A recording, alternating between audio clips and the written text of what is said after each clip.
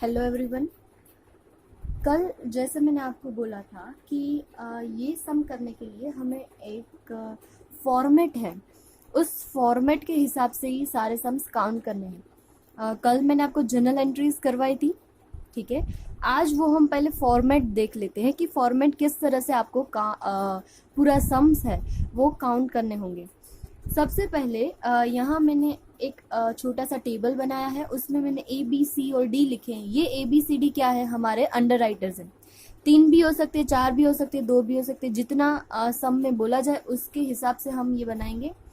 सबसे पहले आएगा टोटल लाइबिलिटी, उसमें से हम माइनस करेंगे मार्क्ड एप्लीकेशन, उसके बाद हम उसमें से माइनस कर देंगे अनमार्क्ड एप्लीकेशन। ओके, अगर आपको ये स्टेप्स देखने हो तो ये स्टेप्स आपको दिए गए हैं page number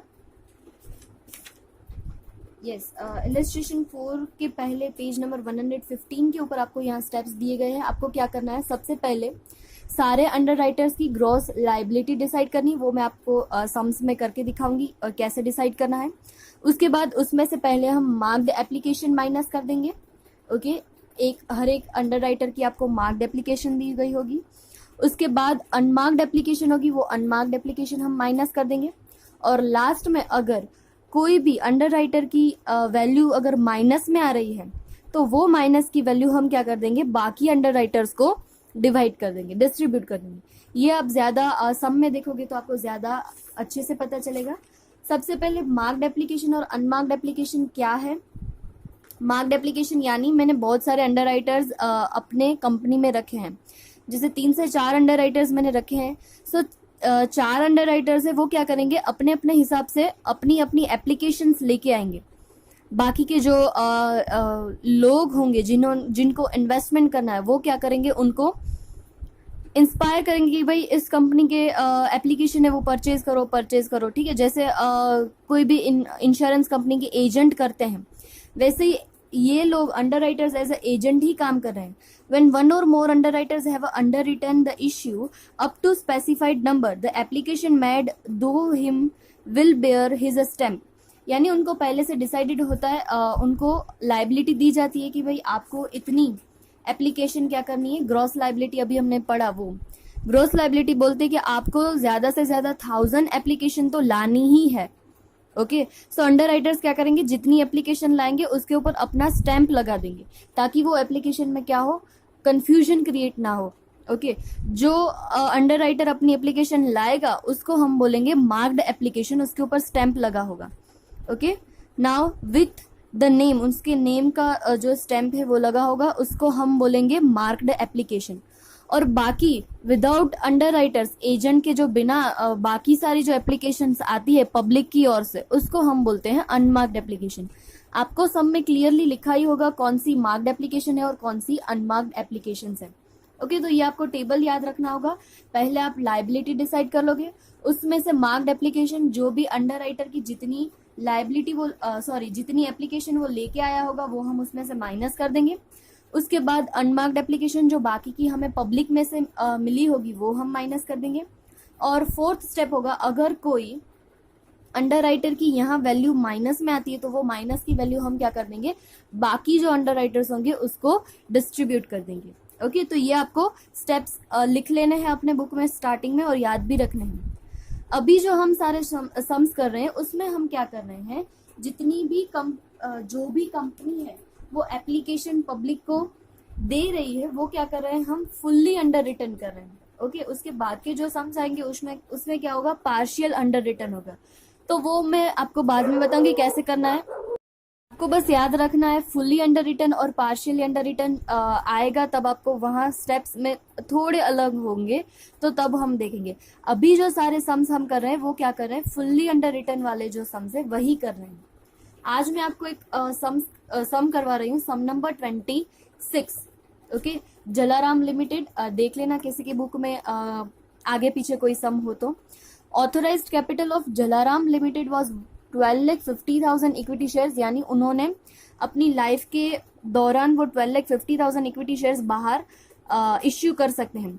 shares 10 each company issued 80% share at a premium of 2। Okay, उनकी ऑथोराइज्ड कैपिटल 1250 है, उसमें से अभी वो लोग कितनी इश्यू कर रहे हैं पब्लिक के लिए, सिर्फ 80%। ओके, तो पहले हम यहाँ जितनी इन्फॉर्मेशन मिलती जाएगी उसके हिसाब से हम लिखते जाएंगे ताकि बाद में कोई कंफ्यूजन क्रिएट ना हो। यहाँ देख लो क्या बोला है उन्होंने, इश्यू कितनी की है, 12,50,000 में से सिर्फ 80% इश्यू की है, दैट इज 10 लाख। 10 लाख ही उन्होंने क्या किया है, इश्यू किया है। जितना इश्यू किया है वो सारा का सारा क्या कर दिया है, अंडर रिटर्न कर दिया है, फुल्ली अंडर रिटर्न है। देखो यहाँ लिखा ही है, प्रीमियम से उन्होंने इश्यू किया है which was entirely underwritten as follow. Entirely यानी 10 लाख पूरा उन्होंने क्या कर दिया है, अंडर राइटर्स को अंडर रिटर्न कर दिया है। खुद के ऊपर एक भी लाइबिलिटी नहीं रखी, सारी लाइबिलिटी किसको दे दी है, अंडर राइटर्स को दे दिए। उनके परसेंटेज भी उन्होंने दिए 40, 30, 20 एंड 10%। तो बस वही हमें क्या करना है, 10 लाख जो हमारी इश्यू है, इश्यू जितने हमने किए उसमें से 40% कोटक एक अंडर राइटर है, उसके बाद ठाकर 20% है, कोटेचा 30% है और गनात्रा 10% है। ओके, तो उनका रेशियो क्या हो गया, 4:2:3:1। 10 लाख जो इश्यू है वो हमने क्या कर दिया, अंडर राइटर को अंडर रिटर्न कर दिया, लाइबिलिटी उनको दे दी है। ठीक है, सो पहले हमने लिख ली टोटल लाइबिलिटी, उसको बोलते हैं ग्रॉस लाइबिलिटी। उसके बाद हमारा स्टेप आता है, उसमें से हम मार्क्ड एप्लीकेशन माइनस करते हैं। तो देखते हैं नीचे हमें कौन सी इंफॉर्मेशन दी है। Company received application for 9 lakh equity shares including marked application. हमने 10 लाख इश्यू किए, उसमें से हमें सिर्फ 9 लाख की ही एप्लीकेशन मिली है। ओके, और उसमें से मार्क्ड एप्लीकेशन यानी कोटक, कोटेचा, ठक्कर एंड गनात्रा इतनी क्या करके ले रहे आ रहे हैं, अपनी एप्लीकेशंस खुद लेके आ रहे हैं। तो ये मार्क्ड एप्लीकेशन है। ठीक है, तो पहले हम क्या करते हैं, लाइबिलिटी में से मार्क्ड एप्लीकेशन माइनस कर देते हैं। कोटेचा के लिए कोटक के लिए 2,85,000, ठक्कर के लिए है 1,10,000, कोटेचा के लिए 3 लाख एंड गनात्रा के लिए 1,05,000। सो मार्क्ड एप्लीकेशन हमने क्या कर दी, माइनस कर दी। तो मार्क्ड एप्लीकेशन का टोटल है 8 लाख। तो इससे क्या साबित होता है, 9 लाख हमें टोटल एप्लीकेशन मिली, उसमें से मार्क्ड एप्लीकेशन 8 लाख है। सो बाकी की जो बची उसको हम क्या बोलेंगे, अनमार्क्ड एप्लीकेशन बोलेंगे। ओके, वो आपको डायरेक्टली नहीं दी, आपको फाइंड करनी है अनमार्क्ड एप्लीकेशन कितनी है। टोटल 9 लाख मिली है, उसमें से 8 लाख अगर मार्क्ड एप्लीकेशन है तो बाकी की जो बची उसको हम क्या बोलेंगे, अनमार्क्ड एप्लीकेशन। ओके, सो अब क्या करना है, ये जो अनमार्क्ड एप्लीकेशन है उसको रेशियो, अगर आपको रेशियो नहीं दिया तो आपको खुद निकालना होगा on the basis of under return. जो हमने ऊपर उनको अंडर रिटर्न किया था, लाइबिलिटी उनको दी थी, उसके हिसाब से हम रेशियो निकाल लेंगे 4:2:3:1। ओके, ये रेशियो के हिसाब से 1 लाख है वो हम क्या कर देंगे, उनको डिस्ट्रीब्यूट कर देंगे। तो क्या करना है, हम यहाँ मार्क्ड एप्लीकेशन माइनस कर दी, उसके बाद हम क्या करेंगे, ओके, यहाँ फर्स्ट स्टेप पहले देखो, मार्क्ड एप्लीकेशन के बाद अगर किसी भी अंडर राइटर की एप्लीकेशन माइनस में आ गई, आंसर यहाँ माइनस में आ रहा है, तो ये आप बाद में लास्ट में भी कर सकते हो और आप शुरुआत में भी पहले कर सकते हो। ये क्या है, माइनस में है। कोटेचा की 3 लाख की हमने उसको लाइबिलिटी दी थी, वो ने क्या कर लिए, 3 लाख मार्क्ड लेके आए तो उनकी लाइबिलिटी खत्म हो गई, 0 हो गई। गनात्रा को 1 लाख की लाइबिलिटी दी है, उन्होंने ज्यादा काम किया है, 5,000 माइनस में आ रहे, उन्होंने ज्यादा काम किया है, तो 5,000 की अमाउंट है वो हम क्या कर देंगे, बाकी दोनों को डिस्ट्रीब्यूट कर देंगे, यानी कोटक और ठाकर को। किसके रेशियो में, तो कोटक और ठाकर का रेशियो कितना है, 4:2, तो वही रेशियो में हम 5,000 है वो क्या कर देंगे, डिस्ट्रीब्यूट कर देंगे। कोटेचा को मैंने क्यों नहीं किया, क्योंकि कोटेचा की ऑलरेडी क्या हो गई है, 0 हो गई है, तो उसमें हम नहीं करेंगे। अगर कोटेचा की भी अगर प्लस में आती होगी कोई अमाउंट तो हम उसको भी देंगे, पर यहाँ कोटेचा की ऑलरेडी 0 हो गई है तो हमें उसको नहीं दे रहे। सो यहाँ गनात्रा की जो 5,000 नेगेटिव आई है वो हम क्या कर देंगे, कोटक और ठाकर को डिस्ट्रीब्यूट कर देंगे। उसके बाद आ जाएगा हमारा आंसर 1,11,667। उसके बाद 88,333 कोटेचा एंड गनात्रा की क्या हो जाएगी, 0 हो जाएगी। ओके, अब बारी आएगी अनमार्क्ड एप्लीकेशन। मार्क्ड एप्लीकेशन खत्म हो गया, अनमार्क्ड कितनी है हमारी, 1 लाख है। अनमार्क्ड एप्लीकेशन को क्या करना है, डिस्ट्रीब्यूट करना है अमंग द अंडर राइटर्स, तो जितने भी अंडर राइटर्स हैं उनका रेशियो 4:2:3:1। सो 1 लाख को आप क्या कर दोगे, 4:2:3:1 में डिस्ट्रीब्यूट कर दोगे। सो 40, 20, 30 एंड 10,000 उनको क्या मिल जाएगा, बाकी का जो 1 लाख अनमार्क्ड है वो बेनिफिट उनको दे देंगे। सिमिलरली वही करना है, 1,11,667 में से अनमार्क्ड माइनस करना है, जहां जहां माइनस हो जाएगा फिर हम देखेंगे, यहाँ हमने माइनस कर दिया। अब फिर से कोटेचा और घनात्रा की अमाउंट है वो क्या हो रही है, नेगेटिव हो रही है। जैसे ही अमाउंट नेगेटिव हो तो वो नेगेटिव अमाउंट को क्लोज करके वो हम क्या कर देंगे, बाकी के जो अंडर राइटर्स बचे हैं उनको दे देंगे। दो है हमारे पास 30,000 एंड 10,000, यानी टोटल 40,000 की जो सरप्लस अमाउंट है, नेगेटिव अमाउंट यहाँ आई है 40,000 की, वो हम डिस्ट्रीब्यूट कर देंगे कोटक और ठक्कर के बीच में। ओके, सो हम करेंगे 40,000 इंटू 4 डिवाइडेड बाय 6, यानी 26,606.666 आएगा, तो हम उसे राउंड ऑफ करके 67 कर देंगे। यहाँ रेशियो कौन सा लेंगे, वही जो पहले था वही लेंगे, 4:2। सो जो सरप्लस अमाउंट थी वो हमने क्या कर दी, उनको डिस्ट्रीब्यूट कर दी कोटक और ठाकर को। तो यहाँ अब लाइबिलिटी ऐसे क्रिएट हो गई, 45,000, 55,000। कोटेचार एंड घनात्रा ने क्या कर दिया, अपना काम कंप्लीट कर दिया है, सो वहां 0 एंड 1 लाख हमें एप्लीकेशन मिली नहीं है। ओके, 9 लाख में से मार्क्ड और अनमार्क्ड वो हमने माइनस करके रख दी, बाकी की जो 1 लाख है वो क्या करेंगे, हम कोटक और ठाकर के बीच में डिस्ट्रीब्यूट किया है। ओके, तो ये टेबल है वो मोस्ट इंपॉर्टेंट है। अगर ये आ जाएगा तो आप आसानी से जर्नल एंट्रीज लिख पाओगे। जर्नल एंट्री कोई डिफिकल्ट नहीं है, ये लाइबिलिटी का जो मेन टेबल है वो इंपॉर्टेंट है। पहले हम लाइबिलिटी लिखेंगे, उसमें से मार्क्ड एप्लीकेशन माइनस करेंगे।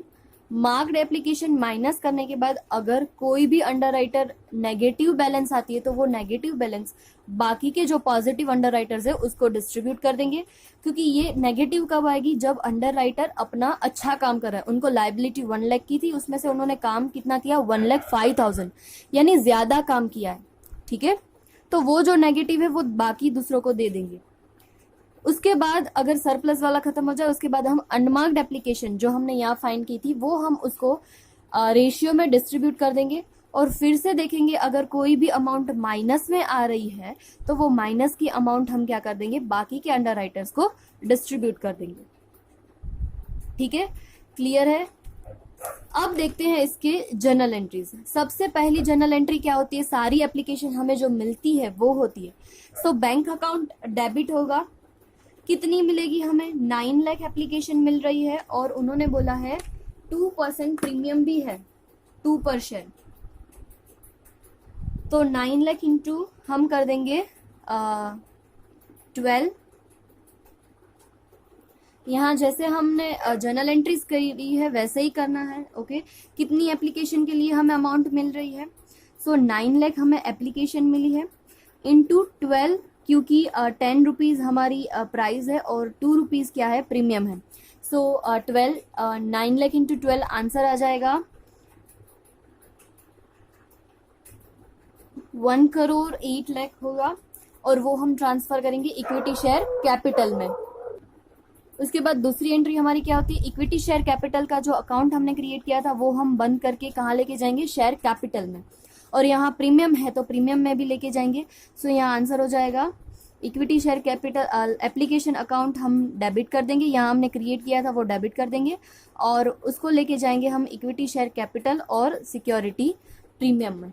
ओके, ये दो एंट्री तो ईजी है। उसके बाद अब बारी बारी से यहाँ जितनी भी लाइबिलिटी आ रही है, लाइबिलिटी किसकी आ रही है, दोनों की आ रही है, कोटक और ठाकर की, तो वो हम लाइबिलिटी यहाँ लिखेंगे। कोटक कितना लेके आ रहा है, कोटक है 54,000, सॉरी कोटक 45,000 है, सो 45,000 इंटू 12। ओके, यहाँ क्या हो जाएगा, 45,000 उसकी लाइबिलिटी है, 45,000 into 12, 5,40,000 to equity share capital. Equity share capital में कितना होगा, 45,000 इंटू 10, क्योंकि शेयर की फेस वैल्यू 10 है, और बाकी का जो है वो कहाँ जाएगा, सिक्योरिटी प्रीमियम में। सिमिलरली ठाकर के लिए भी आ रहा है, ठाकर के लिए ठाकर की कितनी लाइबिलिटी हो रही है, 55,000।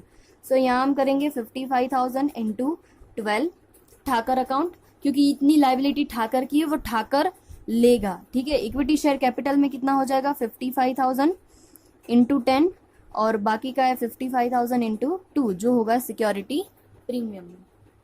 अब बारी आती है, ओके सीक्वेंस याद रखना, पहले हम एंट्री करते हैं जितनी भी हमें एप्लीकेशन मिलती है वो, उसके बाद एप्लीकेशन का अकाउंट बंद करके हम लेके जाते हैं शेयर कैपिटल में। थर्ड एंट्री हमारी आती है अंडर राइटर्स की, जो लाइबिलिटी हमने फाइंड की है टेबल के थ्रू।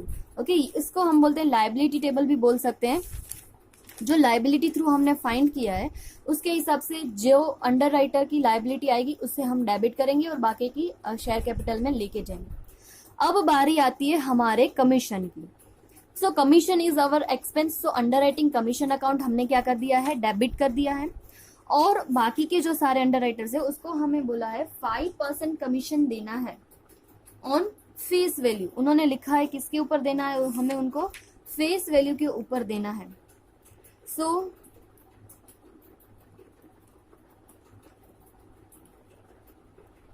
यहाँ हमें कमीशन जब भी काउंट करना होगा, मैंने आपको आगे भी लिखाया है, फिर से आपको याद करके लिखवा दे रही हूँ। कमीशन कैसे मिलेगा, इश्यू प्राइस के ऊपर ही मिलेगा। तो याद रखना यहाँ फेस वैल्यू लिखा है पर होगा क्या, इश्यू प्राइस के ऊपर ही आपको कमीशन देना होगा। कमीशन कैसे काउंट करोगे, देखो आपने उनको लाइबिलिटी कितनी दी थी 4 लाख शेयर्स की। यस 4 लाख शेयर्स हैं, मल्टीप्लाई बाय इश्यू प्राइस कितनी है 12, क्योंकि 10 उसकी फेस वैल्यू और प्लस 2 प्रीमियम है 12, और उसके बाद जो आएगा वो 5% उसका कमीशन होगा। सो 4 lakh multiply by 12 into 5% that is 2,40,000। Similarly Kotecha के लिए क्या होगा, कोटेचा को हमने कितनी लाइबिलिटी दी थी 3 लाख की दी थी। ओके, ऑब्लिगेशन जो ग्रॉस लाइबिलिटी हमने फाइंड की है टेबल में पहले वो 3 lakh into 12 into 5%। Similarly Thakkar को होगी 2 lakh, so 2 lakh into 12 into 5%।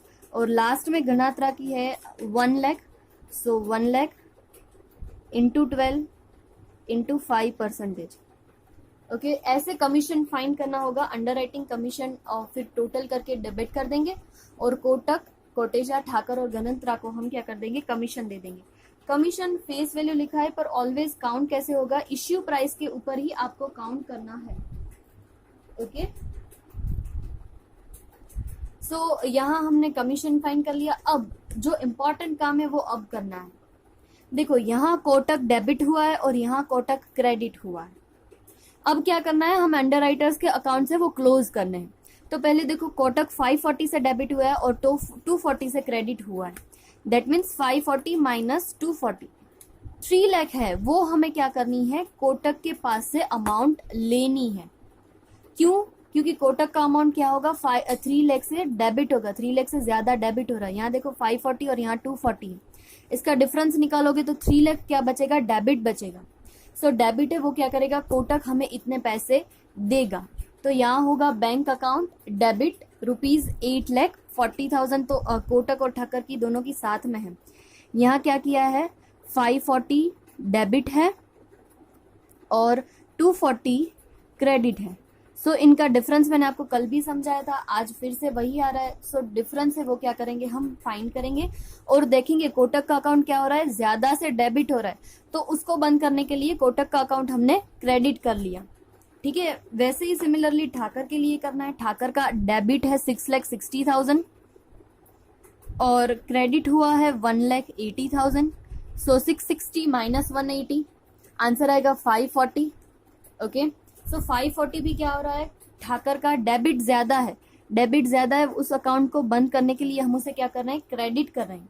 इतनी अमाउंट कोटक और ठाकर के पास से क्या करेंगे, लेंगे, क्योंकि उन्होंने लाइबिलिटी उनकी क्रिएट हुई है। बाकी के जो 1 लाख शेयर्स जो नहीं इश्यू हुए हैं वो क्या करेंगे, ठाकर और कोटक वो परचेज करेंगे और उतनी अमाउंट हमें देंगे। So bank account debit to Kotak and Thakar, ये हमने क्या किया, अंडर राइटर्स के अकाउंट बंद कर दिए।